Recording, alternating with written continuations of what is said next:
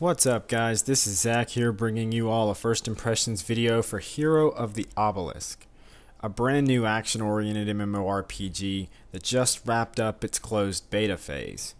Now, keep in mind that any criticism may not be reflected upon in the final release. Hero of the Obelisk is published by GBE Games, the same publishers behind Aurora World, another MMO you can find a first impressions video for right here on MMOattack.com. Now, your ability to enjoy Hero of the Obelisk will be entirely contingent upon your ability to enjoy games that, while they're not noteworthy, are still incredibly solid titles. Hero of the Obelisk doesn't do a lot that other games don't do, but what it does, it implements in an incredibly solid fashion, even if it's tough to think of something that it does significantly better than another game.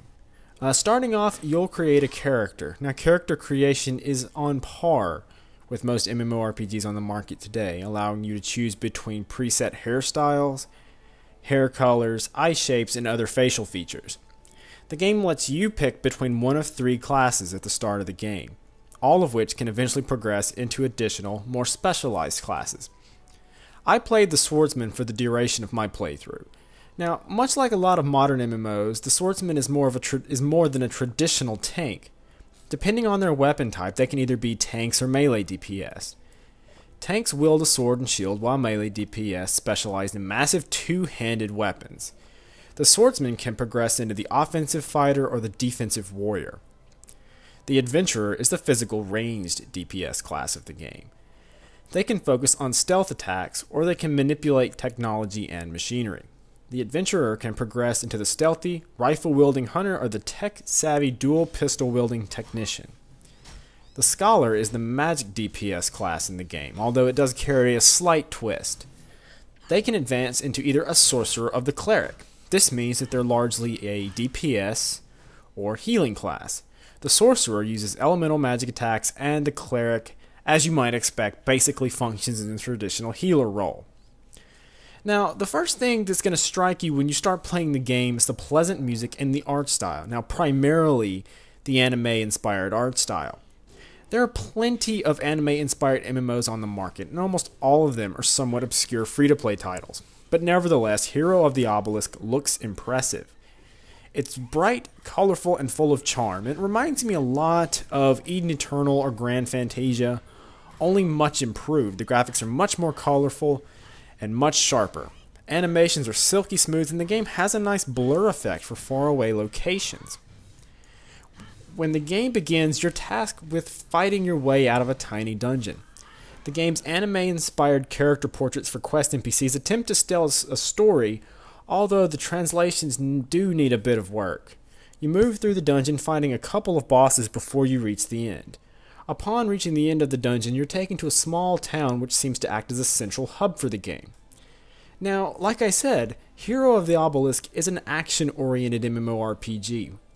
This means it has a lot more in common with Dragon Nest and Vindictus than Lineage 2. The main difference here, though, is Dragon Nest, Vindictus, Continent of the Ninth, and other similar games all utilize a real-time action combat system.